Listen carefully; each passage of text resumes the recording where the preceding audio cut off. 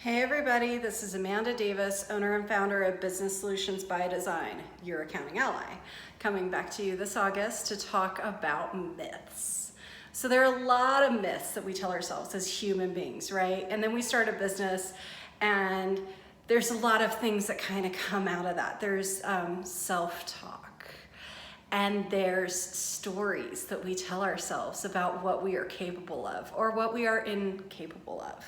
So today I thought it'd be interesting to talk about the M word, money.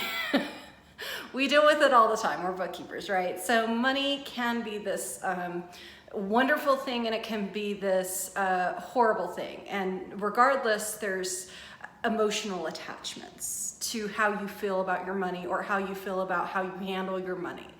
And so what are some of the myths as business owners that we tell ourselves about money? I can't afford it. I don't think I'll ever make X amount, some outrageous amount. Some of the things I like to tell my clients when we're setting up their bookkeeping, and this just may sound a little out of left field, but that's just kind of how I roll, so deal with it. When we're setting up their chart of accounts in their software, they're like, okay, well, what do I need? And we're starting to come down to strategy as to how we're going to approach setting up their chart of accounts. And this may sound like, why are you talking about this? What's wrong with you? The first words out of my mouth when they ask me, what do we set up? How are we going to approach this?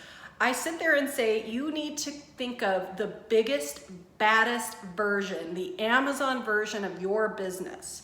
If you are taking over the world, what does that look like? When you have the GDP of major countries, what do you need in your chart of accounts? And they just look at me like, oh, haha, that's cute. But if you're not approaching it from day one, like something that you think you can't even get to, something that's so outrageous, so audacious, how do you have the balls to tell me that my business is going to look like that? You better have those balls if you're in business. I'm sorry. And you better think that big. So when you're in your business and you're thinking about money, you need to start paying attention to the little people that convene inside your head and they tell you things and they tell you stories. And you need to understand what those stories are, what emotion is being attached, and why are you making X decision about money, or why are you not making X decision about money? And when you can throw emotion out the window, which may be difficult to do, it might take some practice, but once you kind of detach emotion from the money, then you can start understanding what it is. Okay, well, if I want X number of clients, I was on a coaching call. So we'll just go through that little progress or that little step that she took me through. And she says, okay, well, how many new clients do you want? And what's your conversion rate? And fortunately, I kind of had a good understanding of that. So I was able to give her numbers. Oh, these are some of the things you kind of have to sit down and do. And she says, okay, well, if you want this many people, these are how many calls you'll have to make to get this number of clients by this date. So we actually drew out a timeline. We drew everything out. And she's like, well, does that sound reasonable? I was like, I think I can blow that number out of the water if my marketing is efficient enough to get me quality leads. I probably have a higher conversion rate than I gave that coach because I'm an accountant, I'm conservative, and I like to make sure that if I'm doing something, it's obtainable, it's reachable, it's measurable. So these are all some of the things. But if you've got ideas about money, maybe how you were raised, or maybe how you see important people in your life, or books you've read about people with lots of it, what they do and how they do it, I would start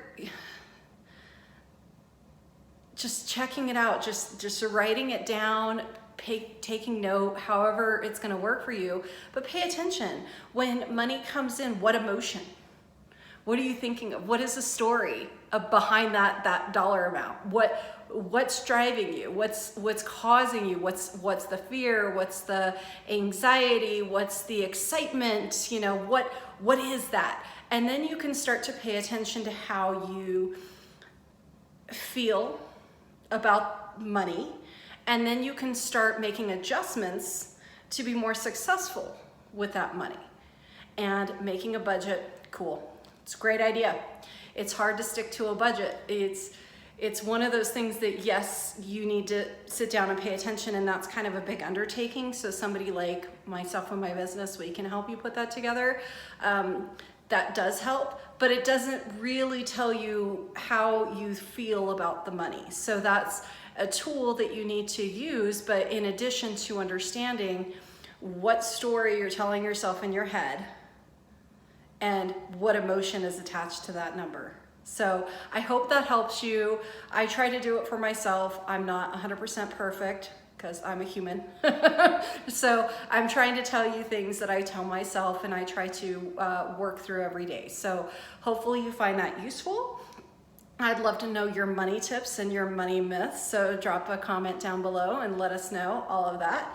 Until next time, this is Amanda Davis, owner and founder of Business Solutions by Design, your accounting ally, signing out. We'll be back talking to you next week.